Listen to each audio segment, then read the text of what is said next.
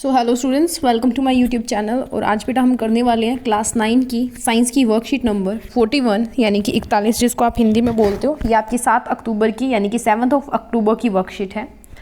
इसके अंदर हमारा टॉपिक चल रहा है बल तथा गति के नियम। ठीक है, इससे पहले हम गति का पहला नियम और दूसरा नियम कर चुके हैं। आज हम करने वाले हैं गति का तीसरा नियम, और इसको न्यूटन का नियम भी कहा जाता है, न्यूटन का तीसरा नियम भी कहा जाता है। ठीक है, तो ज्ञान क्वेश्चन पूछ रहा है। सबसे पहले देख लेते हैं उसने क्या पूछा है। जिज्ञासा दीदी, आपने बताया कि बल हमेशा जोड़े में होता है। हमने ये चीज़ पहले पढ़ी थी ना कि बल हमेशा जोड़े में लगता है, कभी भी अकेला नहीं लगता। एक सिक्के के दो पहलू होते हैं, तो कहीं ना कहीं दूसरा भी अपनी जो फटे में टांग अड़ाने वाला काम जो होता है वो कर रहा होता है पीछे। तो जो विपरीत दिशा में दो अलग अलग वस्तुओं पर कार्य करते हैं, ऐसा क्यों होता है? ठीक है, ऐसा कब होता है?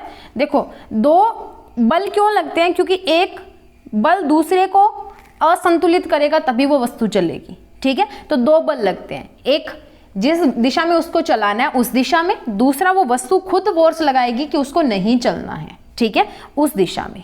ठीक है, जड़त्व हमने किया था, तो जड़त्व में कोई भी वस्तु अपनी उसी स्थिति को बना के रखना चाहती है। अगर वो चल रही है तो अगर आप उसको रोकोगे तो वो उल्टी दिशा के अंदर, जिस तरह आप उसको रोकना चाह रहे हो तो वो उल्टी दिशा के अंदर, विपरीत दिशा के अंदर फोर्स लगाएगी। अगर वो रुकी हुई आप उसको चला रहे हो तो भी वो लगाएगी। तो जिज्ञासा क्या बोलती है कि ज्ञान यह सच है कि बल हमेशा जोड़े में होता है, एक दूसरे के विपरीत कार्य करते हैं। यह गति के तीसरे नियम पर आधारित है। इस नियम के अनुसार जब वस्तु दूसरी वस्तु पर बल लगाती है तो दूसरी वस्तु भी पहली वस्तु पर बल लगाती है। यह दोनों विरोधी बल मात्रा में बराबर और विपरीत दिशा में होते हैं। पहले बल को क्रिया और दूसरे बल को प्रतिक्रिया कहते हैं। तो गति का जो तीसरा नियम है उसको हम शॉर्ट में बता सकते हैं, छोटे में, कि हमेशा कोई भी वस्तु किसी भी क्रिया के प्रति, या हम ऐसे कह सकते हैं कि कभी भी जो भी क्रिया होगी उसके उल्टी हमेशा एक प्रतिक्रिया भी होगी। ठीक है, जैसे फुटबॉल पर किक मारने के लिए हम क्रिया बल लगाते हैं, फुटबॉल दूर चली जाती है, लेकिन फुटबॉल भी हमारे पैर पर प्रतिक्रिया बल लगाती है, जिससे हमारे पैर में चोट या दर्द महसूस होता है, ऐसे लगता है कि कहीं पे लगी है। अगर फुटबॉल से तो फिर भी कम होता है, क्योंकि धीरे दीवार के ऊपर जाके आप पैर मारोगे ना तो दीवार तो नहीं हिलेगी, पर आपके पैर को थोड़ा सा है वो दीवार भी उसके ऊपर बल लगाएगी। ठीक है, पत्थर के आप मारते हो पैर वो जाता है, या आप कोई बॉल को दीवार के ऊपर मार रहे हो तो वो दीवार के ऊपर फोर्स लगा रही है, बल लगा रही है, और उतना ही दीवार उसके ऊपर लगा रही है और उसको वापस आपके पास भेज देती है। ठीक है, अब गति का तृतीय नियम होता क्या है? प्रत्येक क्रिया के समान एवं विपरीत प्रतिक्रिया होती है। प्रत्येक क्रिया के समान और विपरीत हमारे पास प्रतिक्रिया होगी। ठीक है, जैसे यह दो विभिन्न वस्तुओं पर कार्य करती है, दो अलग अलग वस्तुओं के ऊपर। जैसे मान लो एक स्प्रिंग जो है A, दूसरे स्प्रिंग की बात हम कर रहे हैं तुला B, चित्र में जैसे हमें दिया हुआ है, फंसा कर एक दूसरे के जो है, मतलब एक स्प्रिंग के अंदर दूसरे स्प्रिंग को फंसाया हुआ है, किसी दीवार के हिस्से या किसी स्टैंड पर लगा दें। इन्हें धरती के ऊपर समांतर रखते हुए बी तुला जो बी है उसको हाथ से खींचना है। हम पाते हैं कि दोनों में बल का माप बराबर है। यहाँ पे आप जब रीडिंग नोट करोगे ना, इसका देखोगे तो दोनों में बल का जो माप होगा वो बराबर होगा, परंतु विपरीत दिशा में होगा। अब आपको दिख रहा है ना, इसका तो इधर जा रहा है और इसका इधर जा रहा है, दोनों का विपरीत दिशा में जा रहा है। आपने दो जो है वो मेजरिंग जो स्प्रिंग्स आते हैं वो लेने हैं। ठीक है, एक का दूसरे के अंदर अटकाना है, एक को दीवार के साथ लगा देना है और दूसरे को आपने खींचना है, तो दोनों के अंदर जो आप रीडिंग्स लोगे ना वो उल्टी उल्टी आएंगी। ठीक है, क्लियर हुआ? अब बात करते हैं गति के तीसरे नियम की दैनिक जीवन में प्रयोग। तो सबसे पहला, खेल में टकराने पर चोटिल हो जाना। खेल में आप किसी चीज के साथ टकराते हो तो आप चोटिल हो जाते हो। क्यों? क्योंकि जितना आप उसके ऊपर जोर से गिरोगे उतना ही वो बल आपके ऊपर वापस लगाएगी, जिस भी चीज के ऊपर आप गिरोगे। चाहे आप जमीन पे गिरते हो तो जमीन भी उतना ही बल आपके ऊपर लगाएगी और आप चोटिल हो जाओगे। पथ पर चल पाना, हम जो चलते हैं, किसी भी जो आदमी चल सकता है, मनुष्य चल सकता है, जानवर चलते हैं, जो भी चलते हैं वो किसके कारण चल सकते हैं? न्यूटन के या गति के तीसरे नियम के अनुसार। कैसे? जब भी हम चलते हैं तो हम क्या करते हैं? जमीन को पीछे की ओर धकेलते हैं। जितने बल से, ये बल जो होता है जिससे हम जमीन को पीछे की तरफ धकेलते हैं, इसको बोलते हैं क्रिया। और जितने बल से हमने उसको पीछे की तरफ धकेला वो हमें आगे की तरफ धकेलेगी जमीन जो है, उसको बोलते हैं प्रतिक्रिया बल।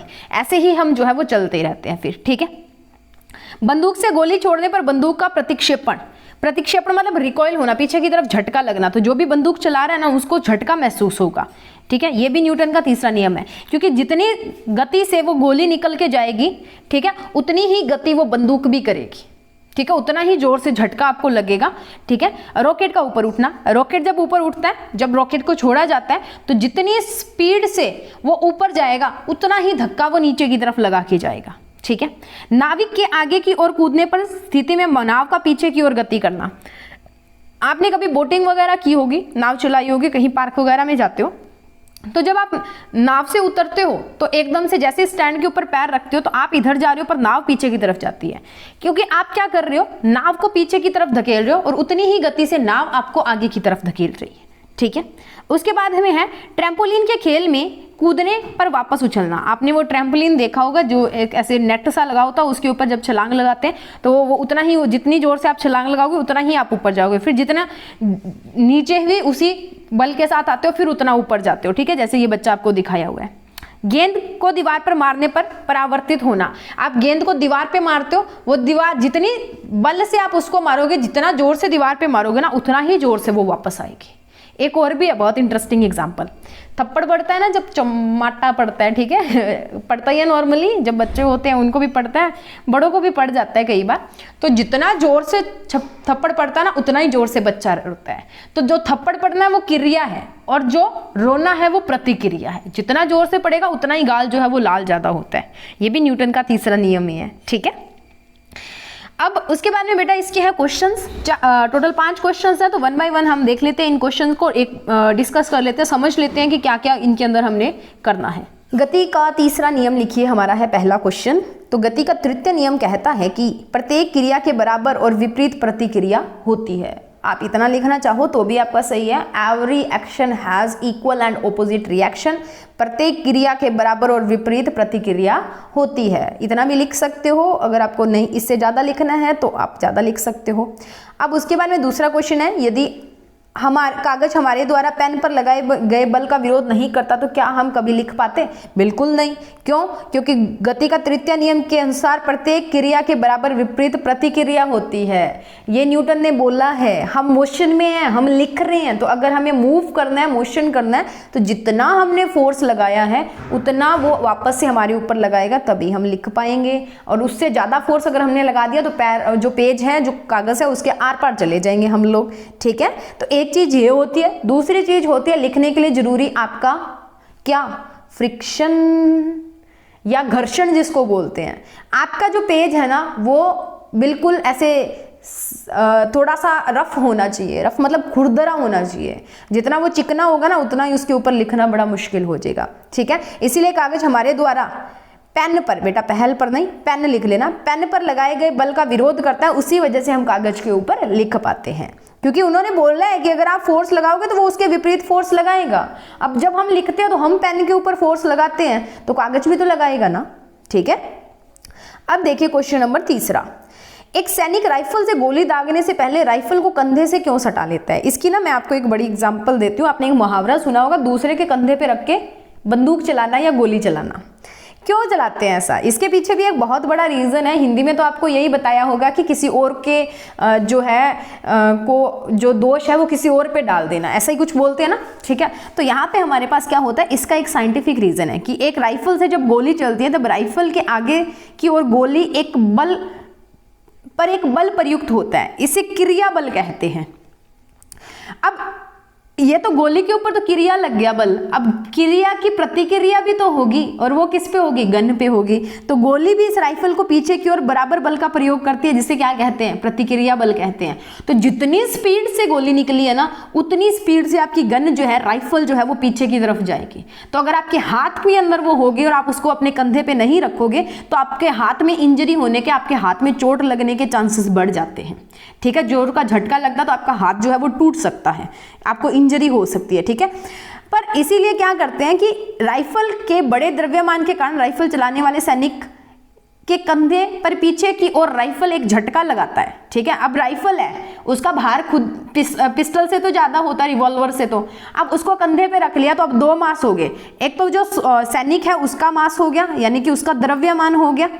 ठीक है, और एक जो राइफल है उसका द्रव्यमान हो गया, दो द्रव्यमान हो गए, तो भार बढ़ गया ना, द्रव्यमान बढ़ गया, ज्यादा हो गया।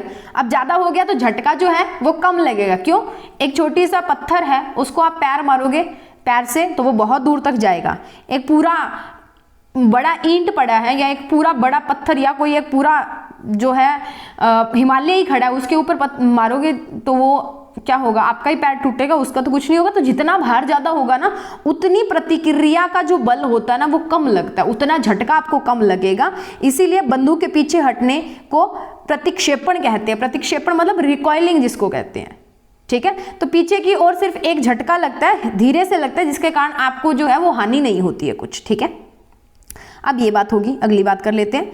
दैनिक जीवन में गति के तीसरे नियम, दैनिक जीवन में गति के तीसरे नियम के कोई 3 उपयोग लिखिए। तो पहला है गोली से चलने पर बंदूक का प्रतिक्षेपित होना, अभी अभी हमने किया।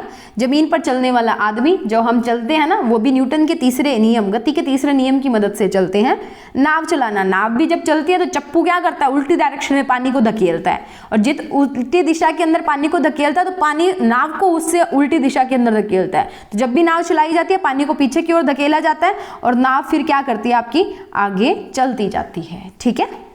गति के तीसरे नियम की मदद से हमारे चलने की प्रक्रिया समझाइए। तो समझ जाते हैं, देखो, चलने के लिए हम पैर से जमीन को पीछे की ओर धक्का देते हैं, ठीक है, जिसके परिणाम स्वरूप जमीन भी हमें आगे की ओर धक्का देती है। अब जो हमने उसको धक्का दिया वो थी क्रिया, और जो जमीन ने हमें धक्का दिया वो है प्रतिक्रिया, ठीक है। और हम आगे बढ़ते जाते हैं, अर्थात हम पैर से जमीन पर पीछे की ओर बल लगाते हैं और गति के तृतीय नियम के कारण जमीन हम पर आगे की ओर बल लगाती है। आप किसी के ऊपर पीछे बल लगाओगे तो वो आप पे आगे लगाएगा, आप दाएं लगाओगे तो वो बाएं लगाएगा, आप ऊपर लगाओगे तो वो नीचे लगाएगा, ठीक है।